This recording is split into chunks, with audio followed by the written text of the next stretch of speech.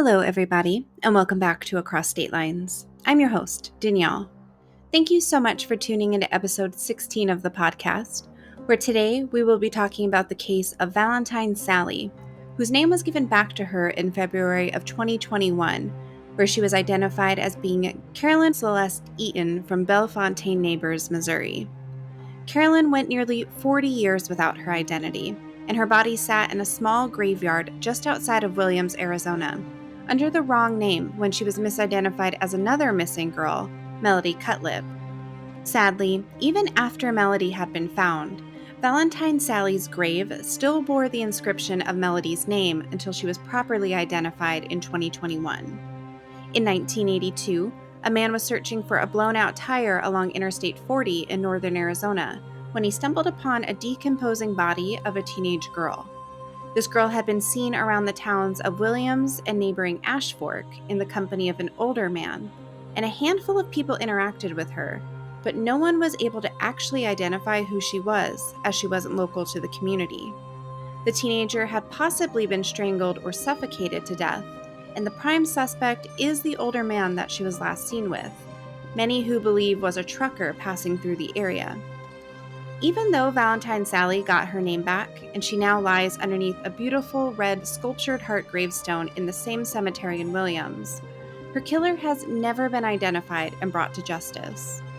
However, before we jump into the case, I want to remind everybody that Across State Lines is available on all podcast streaming platforms, such as Apple Podcasts, Spotify, YouTube, and anywhere else that you might listen.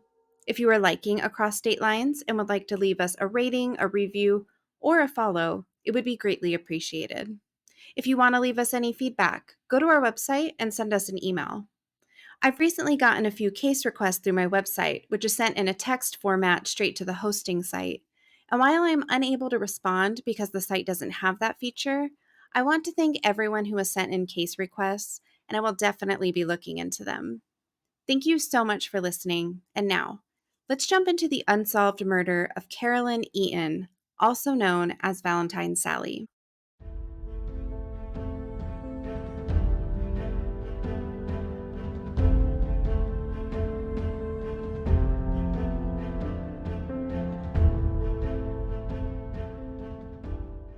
Williams is a quaint and quiet town in northern Arizona, located 33 miles to the west of the busier college town of Flagstaff. Williams' claim to fame is their popular tourist destination, Bearizona, where you can drive through a sort of zoo and observe animals native to the state, such as bears, bison, and wolves. Other than Bearizona, Williams appears like it has very little to offer, with its small population and subdued nature. But if you step foot on Main Street of Williams, it's almost as if you've been transported back in time, as it has that all-American 1950s feel. There are old historic buildings, adorable little cafes, and a railroad that passes right through the center of town that during Christmas time turns into a Polar Express experience. Williams feels wholesome all around, but it has been the site of more than one John or Jane Doe who wound up murdered and the case is never solved.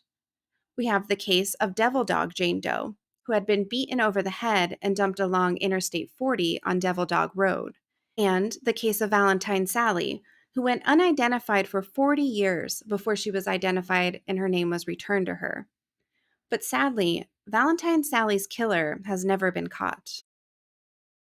On Valentine's Day of 1982, an Arizona state trooper was walking in the grass along Interstate 40, roughly 11 miles from Williams, Arizona, searching for a blown-out tire from a recent car accident.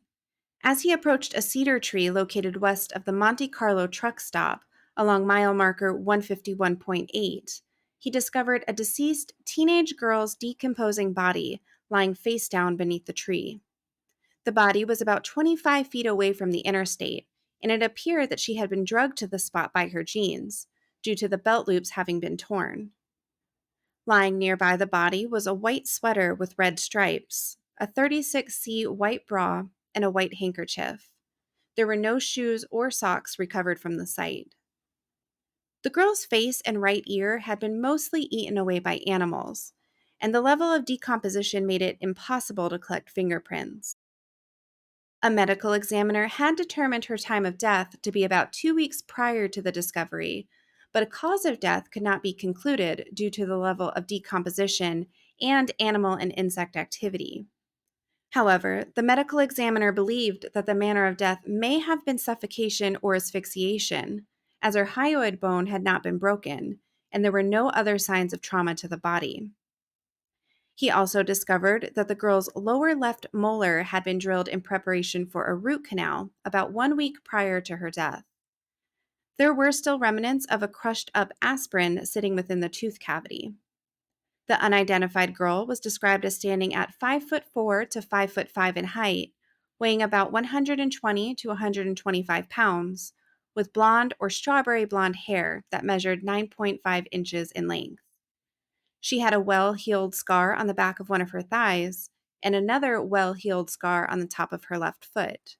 The medical examiner was not able to tell the color of the girl's eyes due to decomposition, but after speaking to people in the area who had interacted with the girl, they were able to confidently say that her eyes were blue. Investigators were unable to determine who this teenage girl was and nicknamed her Valentine Sally in place of Jane Doe. In an effort to identify Valentine Sally, investigators asked around to locals who may have seen or interacted with her. This produced a handful of sightings. One man came forward and said that he believed he had picked up Valentine Sally in Cordis Junction, about an hour away from Flagstaff, as a hitchhiker and was heading east. This hitchhiker told the man that she came from the Phoenix Valley. She also stated that she had been employed as a dishwasher and was staying with friends in Phoenix. She claimed that she had family in New Jersey that she needed to get to, as the family was dealing with problems.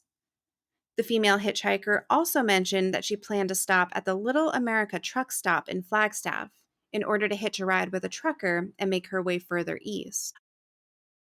A woman named Patty Wilkins came forward claiming that she saw the unidentified girl on February 4th at around 3 a.m. when Valentine Sally entered her family's truck stop, the Monte Carlo, with a much older man. Seeing the teenage girl with the older man alerted her, and she approached the girl to ask her if she felt safe or if she wished to stay at the truck stop with her. Valentine Sally had refused the offering, saying she wished to stay with the trucker. Patty was used to seeing runaways enter her truck stop diner with older truckers, and it always seemed to worry her, and she would often report these runaways to the police. But Patty stated that the girl seemed clean and well cared for, and that she didn't appear to look like your typical runaway. After the interaction between Patty and the girl, the older man then proceeded to order a full breakfast, but Valentine Sally had refused to eat anything, complaining of a severe toothache.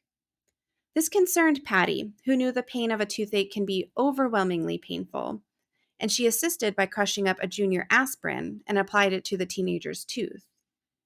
It is believed that Valentine Sally had died within hours of this sighting, due to the aspirin powder still being present in the tooth cavity. When shown photos of the clothing found near the body, Patty Wilkins confirmed that it was the same girl who entered her truck stop 10 days prior. Other witnesses went on to say that they saw Valentine Sally with two men that early morning, but Patty was adamant that she personally had only seen the girl with one man. It would later be Patty who would raise the cost to erect a headstone in Valentine Sally's honor, which cost her $182, which is about $593 in today's money. In July of 1984, Valentine Sally would be incorrectly identified as Melody Eugenia Cutlip, who went missing in 1980 out of Florida. In 1980, when Melody was 14 years old, she was reported missing by her mother, Edith, and Edith waited a long 2 years before she heard any word about what may have happened to her daughter. A forensic odontologist out of Albuquerque named Dr. Homer Campbell had compared the bite marks between the two girls and considered them a match.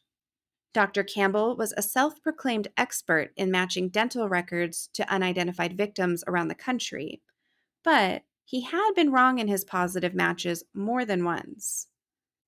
However, as well as the bite marks, a facial reconstruction done of Valentine Sally had resembled Melody. Melody looked oddly similar to Valentine Sally, and the height, ages, weights, and other characteristics seem to have matched up. Despite this, Melody's mother rejected the findings and had refused to accept the body, denying it was her daughter, saying to a detective on the Valentine Sally case, quote, "What is out in Arizona, I don't think is my daughter. I haven't seen 1 ounce of proof." End quote. Edith went on to tell the detective that Melody had never had any dental work done, where the unidentified body in Arizona had a root canal, and Melody didn't have any moles, where the body of the young girl had a handful. Despite Edith's objections, the townspeople of Williams had etched Melody's name on the gravestone of Valentine Sally. However, Edith was correct in her assumption. Melody was alive and well and was reunited with her family in the summer of 1986. When Melody returned to Florida, she was 18 years old and newly engaged, and told her family that she had been traveling the United States as a craft saleswoman. When she had traveled to Florida for one of her craft shows, she reached out to relatives who found her in the mall selling her crafts at a booth. When Melody went on to learn that she was identified as a deceased girl in Arizona, she stated that she had never once been to Williams or nearby Ash Fork. Sadly, Melody only had just over 1 decade to spend reunited with her family, as she died in a car accident in 1998 at the age of 32. Melody had been driving home from work during a storm in Louisiana when her car had hit a patch of water and crashed into a semi-truck, which killed her instantly. Melody's name wasn't removed from Valentine Sally's gravestone until decades later. In 1987, Valentine Sally was exhumed and her skull was x-rayed in an attempt to identify her. In later years, her DNA was taken and entered into the CODIS database, which is the Combined DNA Index System. In other efforts to identify Valentine Sally, numerous facial reconstructions and sketches were made of the girl, with one made just 4 days after her discovery. And then years later, the National Center for Missing and Exploited Children made 2 facial reconstructions from the CT scans of her skull. An independent artist from California, Carl Kopelman, also made a facial reconstruction in an attempt to contribute to the efforts. As well as trying to identify Valentine Sally, investigators were also trying to identify the truck driver who was last seen with her. The man was described as somewhere in his 50s, with a medium build and standing between 5'8" and 5'10". He was uniquely dressed, wearing a 2-toned, checkered pattern leather vest, along with a black felt cowboy hat with a peacock feather stuck in its band. A composite sketch was drawn up of the man based on Patty Wilkins' description, and it has been said that the sketch resembled killer Royal Russell Long, but a connection has never officially been made in the case. Long had been accused and sentenced for the September 1981 murders of Cinda Pallett and Charlotte Kinsey along the Interstate 40, and has since died of a heart attack in prison, without ever having confessed to the murder of Valentine Sally. Valentine Sally's case was transferred to the Cold Case Department in Coconino County in 2005, who continue to put their best efforts into identifying her. In 2018, when the Golden State Killer was positively identified through genetic genealogy as being Joseph James D'Angelo, the team working on Valentine Sally's case saw their chance at a new way to figure out her identity and felt hopeful that this method would bring about a resolution. The team would partner with Barbara Ray Ventnor, a genealogist who worked on the Golden State Killer case, and the group would use a sample of Valentine Sally's blood to submit and create a DNA profile. Once the profile was obtained, the team submitted the raw DNA file to public genealogy databases in order to build a family tree. The group received a match for a cousin of the woman and proceeded to narrow things down from there. They followed the family lines down to one particular branch, a family living in St. Louis, Missouri, who had several girls in the family. They searched for the presence of these girls today and could only find one unaccounted for, who had vanished from record around 1979. This girl had a history of running away from home and had charges on her juvenile record that had never been expunged. On February 22nd, 2021, and just days after the 39th anniversary of the discovery of the body, Coconino County held a press conference to announce the identity of Valentine Sally. She was concluded to be 17-year-old Carolyn Celeste Eaton, who was born on October 1st, 1964, from Bellefontaine Neighbors, Missouri.